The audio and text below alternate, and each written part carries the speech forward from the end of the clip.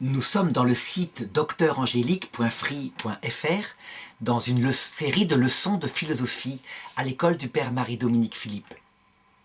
Et je suis dans la partie annexe, la partie critique de la philosophie, celle qui cherche à regarder la manière dont l'intelligence humaine atteint la vérité et à savoir si elle peut véritablement l'atteindre.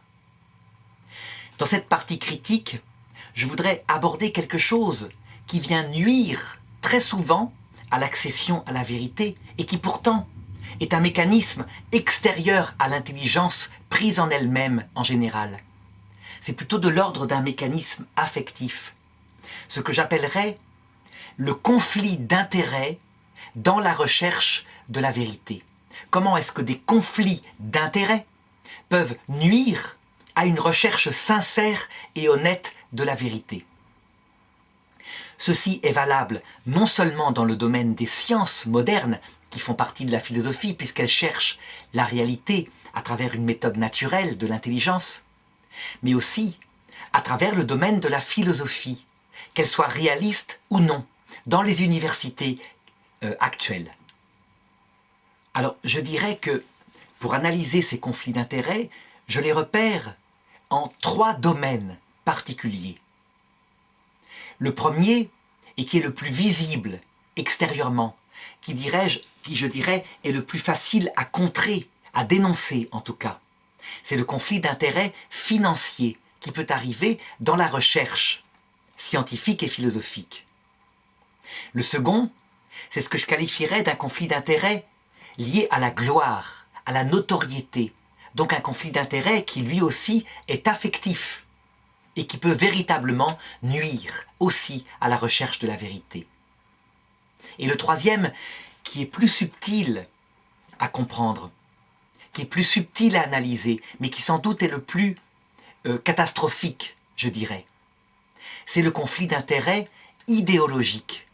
Je veux dire par là, quand un philosophe ou un scientifique reste attaché à sa pensée, quitte à nier quelque chose qui est vrai, qui est observé dans le réel. D'abord, le conflit d'intérêts financier. Je dirais que ce n'est pas une invention du monde contemporain avec les progrès extraordinaires de la science. C'est quelque chose qui est attesté, au contraire, à toutes les époques où il y a eu une forte recherche intellectuelle, et je dirais dans l'humanité entière, à partir du moment où des cours qui pouvaient être dispensés procuraient un revenu. Une des traces les plus connues à l'époque de saint Thomas d'Aquin, ça a été le conflit qu'il y a eu entre les maîtres en philosophie et en théologie qui étaient liés à des évêchés, et puis les maîtres en philosophie et en théologie qui apparaissaient à travers les ordres nouveaux, les ordres mendiants, qui eux ne demandaient pas du tout les mêmes sommes pour dispenser leurs cours. Avant l'arrivée des ordres mendiants, donc les franciscains, les dominicains principalement, on peut dire que les cours à l'université de Paris en particulier étaient organisés par l'évêché. Et les professeurs en faisaient des revenus substantiels. Les cours étaient payants. Seules les familles riches pouvaient envoyer leurs enfants dans les écoles supérieures. Lorsque apparaissent les ordres mendiants, ils ont une toute autre approche de la communication de la vérité. L'un des proverbes les plus connus est de dire que la vérité se communique sans embâge. Ça veut dire sans limite. On n'a pas à la garder pour soi, on la donne de tous les moyens possibles. On aime à la communiquer parce qu'on aime communiquer l'intelligibilité. Évidemment, devant la qualité de certains professeurs dominicains, je pense à saint Albert le Grand, saint Thomas d'Aquin lui-même, et de certains professeurs franciscains comme saint Bonaventure, les élèves quitteront les évêchés qui étaient organisés avant, en masse. Et donc il y aura une véritable lutte d'influence, des procès et des polémiques telles que saint Thomas d'Aquin lui-même écrira un traité pour manifester l'importance de cet enseignement gratuit. On peut donc dire que, ici, c'est le domaine du revenu qui est nécessaire, le domaine de l'argent, qui va produire un conflit d'intérêts et qui va parfois se répercuter sur la recherche elle-même. Alors on le voit actuellement, par exemple, dans le domaine des sciences modernes qui ont comme caractéristique souvent de produire de l'ingénierie, ça veut dire des effets concrets, des technologies qui rapportent énormément. Donc on pense par exemple actuellement au génie génétique, donc qui part d'abord d'une étude fondamentale sur l'ADN des vivants et qui produit à partir de là des OGM qui peut-être permettront une culture extraordinairement plus performante, mais aussi des insecticides, des pesticides, des choses comme cela.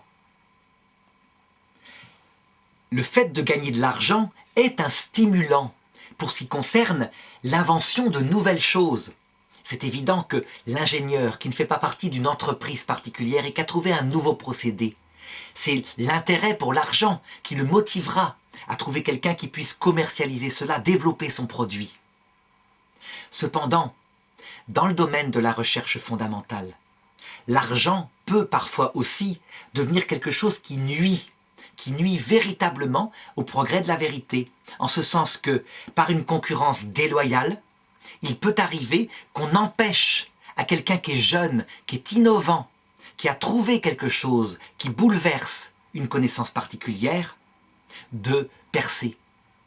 On voit très nettement se produire ces choses-là lorsqu'il s'agit justement de l'agriculture qui a produit tellement de revenus à notre époque. Mais c'est aussi vrai dans toutes les technologies qu'on peut imaginer. Albert Einstein, lorsqu'il va inventer la théorie de la relativité, n'aura pas du tout ce problème-là. Parce qu'au départ, il ne produit pas de technologie qui rapporte de l'argent. Ce qu'il produit uniquement, c'est de la connaissance qu'on va vérifier.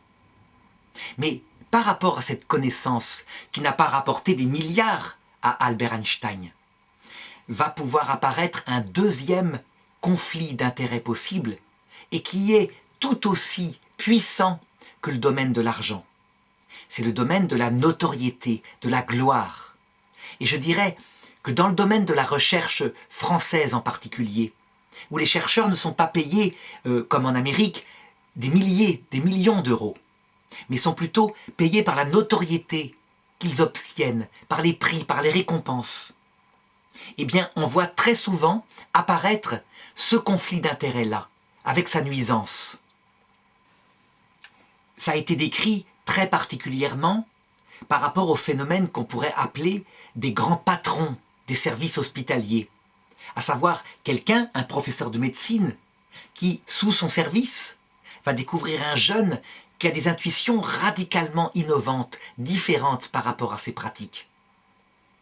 Si ce chef de service aime davantage la science, la découverte, que sa propre notoriété de patron à lui, qui n'a pas eu cette intuition-là, eh bien on va dire qu'il va mettre en avant ce jeune, il va l'encourager. Et éventuellement, il aura sa propre gloire en disant « c'est sous mon équipe qu'on a découvert cette nouvelle technologie ». Là, à ce moment-là, on a véritablement quelqu'un qui n'a pas de conflit d'intérêt par rapport à la gloire. Hélas, ce n'est pas toujours le cas. Et on a vu véritablement toutes sortes de malhonnêtetés, toutes sortes de blocages dans l'avancée par rapport à la vérité qui ont été faites par ces personnes plus âgées et qui cherchaient à garder toute la gloire. L'un des exemples les plus bouleversants concerne un médecin du 19e siècle qui avait expérimentalement, simplement, sans expliquer du tout son phénomène, constaté que quand on se lavait les mains, quand on ne prenait pas un malin plaisir, comme le faisaient les chirurgiens avant, à arriver avec un tablier le plus sale possible, du sang et toutes sortes de choses pour montrer qu'on travaillait, mais qu'au contraire, en ayant du linge propre, des mains lavées, en utilisant des produits pour désinfecter, on sauvait un nombre incroyable de vies. À quoi sert-il de faire une amputation si 9 malades sur 10 décèdent d'infection? Donc, ce médecin qui eut les premières intuitions de l'hygiène, mais qui ne sut pas les prouver, qui simplement avait le domaine expérimental de constater qu'il avait moins de morts, il fut tellement méprisé, moqué, qu'on raconte qu'il se suicida pour cette raison-là. Alors évidemment, il n'avait pas trouvé la cause. Il n'était pas remonté jusqu'à l'induction de la cause qu'il avait pu visualiser avec un microscope, à savoir les germes microbiens. Ça, ce sera Pasteur qui les trouvera. Et donc, parce qu'il n'était qu'un humble praticien de terrain, qui ne décrivait que l'effet sans l'expliquer, il y eut un retard considérable dans les progrès de l'hygiène. Et on ne peut pas compter le nombre de personnes qui moururent de cette bêtise-là, due à la gloire de grands patrons qui disaient « Moi je m'y connais, je suis dans le métier depuis 30 ans, c'est pas ce petit médecin de campagne qui va venir m'apprendre mon métier. » Cette pression de la gloire, elle est, je dirais, bien humaine et bien repérable. Actuellement, on peut dire que c'est le nombre des publications qui fait la notoriété d'un scientifique dans les sciences modernes.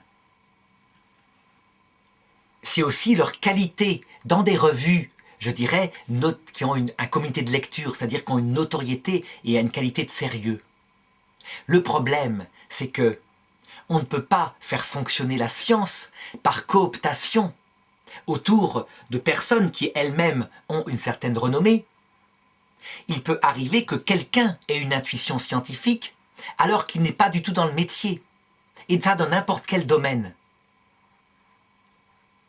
Le fait que, par exemple, un simple architecte puisse avoir l'intuition de la manière dont furent montées les pyramides en Égypte, alors qu'il n'est pas égyptologue, qu'il n'est pas archéologue, eh bien, cela fera reculer le progrès de la recherche par le fait même qu'il n'est pas diplômé dans la discipline en question pendant des années. C'est certainement un phénomène qui est lié à la gloire, à la notoriété, à la cooptation mutuelle autour du titre, du diplôme, et qui fait que l'interdisciplinarité n'intervient pas assez. Eh bien, dans le domaine de la recherche de la vérité, je dirais que la gloire, cet élément de gloire, est un élément perturbateur. Alors certes, il peut être aussi un stimulant. Je veux dire par là que le jeune loup qui veut percer, c'est évidemment motivé par l'argent, mais aussi par la gloire, qu'il va passer des heures à chercher, à travailler et à publier ces choses. Donc, elle est aussi un outil qui fait avancer la science. Mais elle peut être un outil qui la fait retarder, reculer. Donc elle doit être, plutôt que d'être la gloire, être simplement ce qu'on pourrait appeler une saine émulation. À savoir qu'elle n'est pas recherchée en elle-même, elle est juste un moyen qui permet de stimuler la recherche. Mais le but de toute recherche philosophique et scientifique, pour l'atteindre, ce doit être toujours la recherche de la vérité, l'amour de la vérité. Sinon, on tombe dans beaucoup de dérives.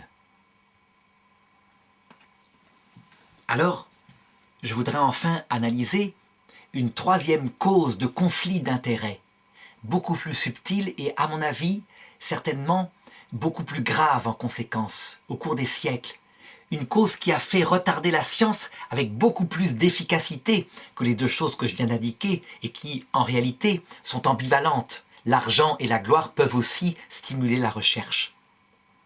Je veux parler du conflit d'intérêts idéologiques. Je veux dire par là le fait qu'une personne ou qu'un groupe de personnes, adhérant de tout leur cœur par leur jeunesse à une façon de penser, à une façon de comprendre la vérité, bloque de toutes les manières possibles tout progrès, toute avancée, en considérant, certainement par orgueil, ça veut dire que leur propre pensée devient plus importante que le réel lui-même, en considérant que leur manière de le comprendre est ultime, ne pourra pas être dépassée. Donc je ne parle plus ici de la gloire étant définie par le fait que les autres nous reconnaissent. Mais je parle plutôt d'un orgueil, à savoir la certitude intérieure, individuelle, qu'on est dans la vérité et qu'elle n'est pas dépassable, notre approche. C'est un défaut terrible, un défaut qui est partagé, je dirais, par tous les êtres humains et qui ne peut être dépassé, encore une fois, que lorsqu'il y a conversion de l'intelligence à un seul but, à savoir la recherche de la vérité. Mais lorsque sa vérité, telle qu'on l'a atteint, est première, eh bien, je dirais que, étant à un poste de pouvoir, tous les moyens pourront être utilisés pour empêcher un progrès de se faire, parce qu'elle vient détruire notre propre idéologie. Ce conflit d'intérêts idéologiques, je dirais qu'on le voit partout, encore une fois, où il y a recherche de la vérité. Qu'on se souvienne par exemple de Socrate, le premier martyr de la philosophie. On peut dire que sa mort, il la doit à ce phénomène-là. À savoir que, en posant des questions dans la ville d'Athènes, en montrant la futilité de ce qu'on appelait la sophistique, c'est-à-dire une apparence de discours rhétorique qui semblait atteindre une réalité, alors qu'en réalité on ne faisait que souffler sur des apparences de réalité. Eh bien, le Sénat grec le condamne à mort, au prétexte que sa pensée serait athée, parce que, en discutant avec les jeunes dans la ville, il a manifesté que les dieux grecs, Apollon, Zeus, Athéna, étaient en fait des inventions de l'imagination, mais que Dieu, le Créateur, on pouvait y remonter par son intelligence propre, et que certainement il avait créé le ciel et la terre, c'était un Dieu unique pour Socrate. En considération de cela, le Sénat décréta, sur une simple apparence et sans l'entendre, qu'il était athée, ce qui était passible de mort. Il pouvait évidemment fuir Athènes, mais il préféra rester et il but la ciguë. Eh bien, on peut dire que, en l'occurrence ici, il s'agit d'un conflit d'intérêts idéologiques, à savoir qu'une nouvelle approche de la vérité qui aurait pu faire progresser et qui de fait fera progresser la pensée grecque, était refusée par des personnes de l'ancienne idéologie. On voit exactement la même chose se produire avec Jésus, et là pour des raisons beaucoup plus profondes que la simple recherche philosophique de la vérité. Il s'agit d'autre chose, il s'agit d'un homme qui dit qu'il est le Messie, mais qui à un moment donné dit qu'il est plus que le Messie, qu'il est Dieu lui-même fait homme. Il le dit textuellement quand il dit « Si vous ne croyez pas que je suis », pour les théologiens juifs qui l'entendent à l'époque, ça veut dire Yahvé. Jésus prouve la vérité de sa mission comme il se doit, puisqu'il ne veut pas montrer sa divinité maintenant.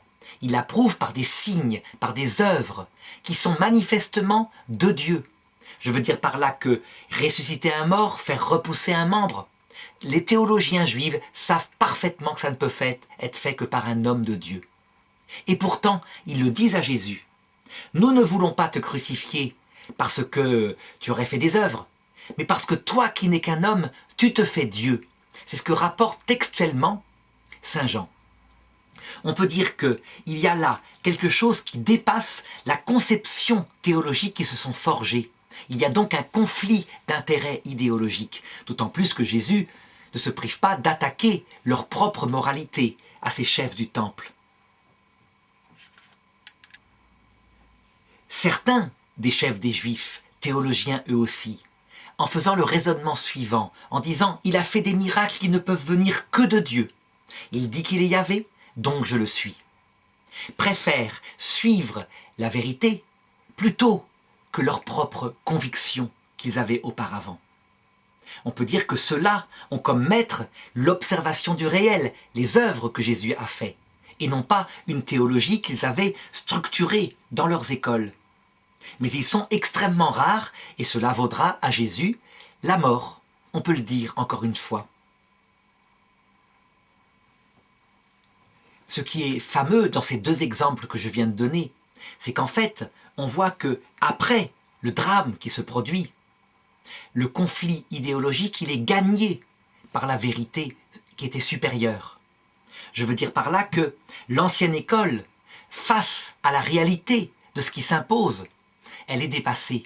Elle n'arrive pas à détruire à long terme la vérité lorsqu'elle s'impose par elle-même. Alors on verra se produire ces conflits idéologiques tout au long de l'histoire de la pensée et de l'enseignement. Qu'on se souvienne par exemple la scolastique décadente, donc après la mort de saint Thomas d'Aquin au Moyen-Âge. Ça consiste en des professeurs extrêmement brillants, souvent extrêmement bons logiciens. Ça veut dire qu'ils savent jongler avec les concepts de manière bien plus profonde que n'importe quel étudiant qui arriverait de sa campagne. Cependant, l'étudiant qui vient de sa campagne, parfois, lui, il atteint la vérité sur certains points que eux, les logiciens, n'atteignent pas, parce qu'il l'a observé. Donc on se souvient de cette fameuse histoire qu'on racontait de scolastiques décadents qui allaient chercher le nombre de dents qu'avaient les vaches dans Aristote, plutôt que d'aller les chercher dans la bouche d'une vache. Et pourtant, un étudiant venant de la campagne qui leur faisait remarquer que le texte d'Aristote sur ce point-là se trompait, eh bien, était sanctionné. Il y a là aussi, typiquement, conflit idéologique. Ça veut dire que ces maîtres ne sont pas à la recherche de la vérité, mais ils se sont repliés sur un système de vérité qu'ils ont parfaitement compris et maîtrisé, et qu'ils ne veulent pas dépasser. À savoir, ils le répètent brillamment, et quelqu'un qui oserait toucher, au nom d'une vérité supérieure, la réalité, qui oserait toucher à une seule brique de leur maître saint Thomas d'Aquin, eh bien entrerait en conflit idéologique avec eux. Je dirais qu'à chaque fois qu'il y a conflit idéologique, c'est le même mécanisme. On préfère l'idée, l'idéologie, à la réalité. Et qu'est-ce qui vient faire sauter le conflit idéologique? C'est quand un grand maître arrive qui préfère la réalité à l'idée. Et forcément, la réalité est plus puissante que l'idée quand c'en est faite. Et donc la réalité construit une nouvelle idée, plus profonde, plus adaptée au réel, donc plus vraie, qui, hélas, après la mort du maître, va être accaparée par de nouveaux maîtres qui vont de nouveau la répéter et qui vont créer un nouveau système idéologique avec conflit d'intérêts, etc. On peut dire que ce mécanisme-là, il est présent dans le cœur de l'homme parce que l'homme n'est pas fondamentalement intelligent.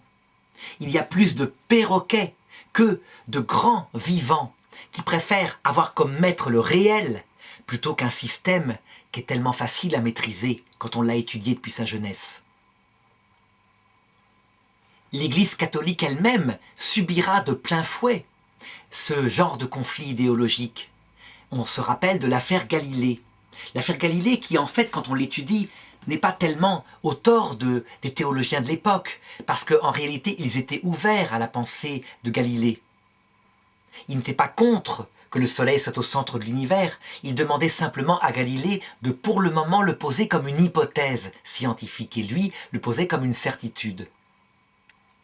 Le problème, c'est que les hommes d'Église laissèrent un signe très mauvais, au lieu de simplement continuer de débattre avec Descartes, sans utiliser de tribunal, de pression, donc sans utiliser la force qui est extérieure à la recherche scientifique, en débattant, en écrivant par exemple un contre-traité qui répond à Galilée en disant que pour le moment on n'a pas prouvé sa théorie. Eh bien, il y eut condamnation symbolique, mais condamnation qui est typique d'un conflit d'intérêts qui vient se mêler du cheminement normal de la recherche scientifique.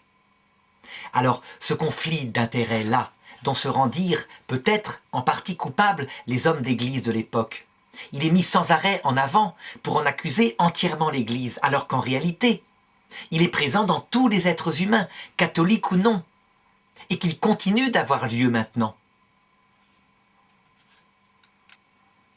Je dirais que la violence qui est dans les polémiques par rapport à l'affaire Galilée est une façon de se dédouaner de son propre conflit d'intérêts en général, de son propre refus de chercher dans le domaine de la vérité. Alors je voudrais montrer un conflit d'intérêts qui est très d'actualité actuellement. C'est le problème de l'évolution appliquée à l'apparition des grandes sections d'ADN radicalement nouvelles, qui vont donner par exemple l'œil, l'audition, etc. La microévolution, on sait qu'elle est montrée, donc il y a des mutations qui sont petites et qui aboutissent à des changements de forme du corps. La macroévolution, l'apparition d'organes radicalement nouveaux, qui sont fonctionnels, elle n'est pas pour le moment démontrée, le mécanisme n'est pas connu. Ça pose même de gros problèmes avec la théorie de Charles Darwin, parce que on ne peut pas admettre que, je ne sais pas, 1 500 000 bases d'un ADN puissent apparaître d'un seul coup pour donner un œil fonctionnel. Il faut que ça se fasse peu à peu. Donc on invente des tas de théories qui à chaque fois sont éliminées par sélection naturelle, parce que même un œil primitif qui ne voit pas encore, vu qu'un œil primitif qui voit, il faut de toute façon au moins quelques centaines de milliers de bases, eh bien il serait éliminé par sélection naturelle. Du coup, dans cette recherche-là, Certains philosophes disent on va établir la possibilité qu'il puisse y avoir une intelligence à la base de cela. Ils le font en philosophe. Ils ne le font pas en scientifique. La science ne regardant que ce qu'elle peut mesurer matériellement. Et l'être premier, une intelligence qui a organisé tout cela, n'est pas mesurable. Eh bien, pour empêcher un tel débat philosophique, parce que expliquer par le hasard l'apparition de l'œil, c'est tout autant philosophique, ça n'a rien de scientifique, ça n'a aucune espèce de donnée expérimentale. Eh bien, on verra, pour conflit de type idéologique, l'école scientiste dire « Regardez, ces tenants d'une intelligence créatrice, ils sont créationnistes. Ils sont en fait en train de faire dire que Dieu a créé le monde en 7000 ans avec Adam et Ève et que les dinosaures ont existé en même temps que les hommes, c'est-à-dire qu'ils identifient par polémique la recherche philosophique de type voltairienne à la foi créationniste des évangéliques américains. Pourquoi est-ce qu'il y a une telle impossibilité de distinguer le niveau théologie protestante, le niveau recherche philosophique et le niveau recherche scientifique? Parce qu'il y a conflit d'intérêts. Et ce conflit d'intérêts existe tout autant chez les créationnistes évangéliques américains qui vont dire que la science n'est que mensonge, tissu d'ânerie, etc. Parce que eux défendent une conception matériellement biblique qui est intenable à notre époque, évidemment. Encore une fois, conflit d'intérêts idéologiques. Alors, tant que ça en reste dans des débats oraux, débats parfois sanglants, on peut dire qu'à la rigueur, c'est logique, on est passionné, on est des chercheurs de vérité. Mais quand ça va plus loin et que chacun des milieux concernés fait intervenir des éléments extérieurs à la recherche scientifique, comme par exemple la justice, ou alors la diffamation, ou encore lors de concours d'accès à des postes d'enseignement, à la cooptation par des professeurs qui ont la même idéologie et qui, surtout repérant un petit jeune qui a une pensée différente, l'empêchent d'accéder à des postes d'enseignement. Donc lorsque tous ces moyens sont utilisés, on peut dire que ce conflit idéologique, il fait un blocage à l'avancée de la recherche de la vérité. Et ce blocage, eh bien, je le redis, il a lieu partout, il est partout visible. Qu'on se souvienne par exemple de l'influence énorme, presque totalitariste, je dirais, qu'a eu la pensée freudienne dans les universités de psychologie depuis à peu près 50 ans. À savoir que, quel que soit l'étudiant qui abordait le domaine de l'éducation ou de la psychologie, il fallait qu'il passe par les fourches caudines de l'idéologie freudienne, avec la description de l'enfance à travers l'âge buccal, anal, phallique, alors qu'il y avait des écoles de pensée tellement plus profondes qui prenaient la description de l'enfant par son esprit qui se développe, pas seulement par l'aspect matériel des âges qui effectivement correspondent à ces soucis matériels. Donc un âge de la prééducation psychologique, lorsque l'enfant n'est pas encore libre. L'âge du non, lorsqu'il veut imposer sa petite personnalité. L'âge de raison, qui était pourtant connu des anciens, où il développe une intelligence qui pose des questions. Donc ces trois âges de l'enfance sur lesquels vont se fonder, comment dirais-je, l'adolescence, et qui sont tellement plus réalistes. C'était impossible d'enseigner des choses aussi simples, aussi réalistes, parce que la pensée freudienne était simplement la pensée dominante, que les professeurs se cooptaient, qu'on ne pouvait pas avoir un professeur nommé qui osait critiquer ce dogme de type freudien, malgré son absurdité évidente dans certains domaines. Alors je dirais qu'actuellement, ce conflit d'intérêts idéologiques, il est moins visible dans le domaine de la recherche proprement scientifique, et il est extrêmement puissant dans le domaine des sciences humaines, en tout cas en France. Aux États-Unis, c'est peut-être moins net, parce qu'il y a, même en sciences, davantage ce sens de la recherche, du réalisme. On voit par exemple des universités américaines se pencher avec aucune honte possible sur certains phénomènes paranormaux, sur par exemple les NDE, les expériences proches de la mort, alors que en France, en Belgique, si un auteur quelconque osait produire une thèse sur cela, on peut dire que sa carrière serait terminée. Qu'on se souvienne par exemple du professeur Chauvin, décédé maintenant, et qui attendit sa retraite pour dire simplement publiquement qu'il s'intéressait à ce genre de phénomène. Évidemment, il ne faisait plus de recherche, donc on pouvait doucement rire de lui par derrière, sans trop de risque pour sa carrière. Dans les universités de philosophie, on trouvera pratiquement nulle part une chaire de philosophie réaliste, donc une chaire de philosophie qui utilise la méthode scientifique d'Aristote et qui est utilisée en sciences actuelles, l'observation du réel, l'expérience, l'expérimentation. C'est utilisé davantage dans les sciences humaines comme la psychologie, c'est vrai. Il y a véritablement maintenant, avec les calculs statistiques, le retour d'un certain réalisme. Mais ça n'empêche pas que dès qu'on aborde les choses au plan philosophique avec quelqu'un comme Freud, on en reste à ce moment-là dans l'idéologie. Quand est-ce que la philosophie sortira de ce conflit d'intérêts idéologiques? Eh bien je dirais, peut-être qu'Internet sera une aide puissante, parce que, en contournant l'obstacle de l'interdit qui est fait aux professeurs formés, par exemple à l'IPC, ou chez le père Marie-Dominique Philippe, donc des professeurs de philosophie réaliste, d'accéder à des postes d'enseignement, même dans des universités catholiques, je dirais. Eh bien, évidemment, on croit bloquer le retour d'une science comme celle-là, d'une philosophie comme celle-là, qui est pourtant demandée par l'Église. Mais en réalité, fort heureusement, Internet permet de contourner l'obstacle. Et hélas, on voit parfois se répercuter ce genre de conflit idéologique chez des professeurs qui ont le courage de mettre sur Internet cette science qui, de fait, s'impose facilement. Il est évident que quelqu'un qui s'est formé par la méthode réaliste, après, il relativise les différentes idéologies. Il veut bien les étudier, c'est intéressant, mais dans la mesure uniquement où elle lui apporte quelque chose du réel. Alors, est-ce à dire que la philosophie réaliste, grâce à Internet, elle va s'imposer et qu'on sortira des conflits idéologiques en n'ayant plus qu'un seul maître, le réel? Il ne faut pas se faire d'illusions. L'être humain est par nature porteur du péché d'orgueil, on pourrait dire cela. Et donc, lorsque un génie apparaîtra, qui donnera une nouvelle approche réaliste des choses, on peut être sûr qu'après lui, il y aura des écoles de perroquets qui préféreront répéter ce génie plutôt que de regarder la réalité qui leur permettrait d'aller plus loin, monter sur les épaules de ce génie.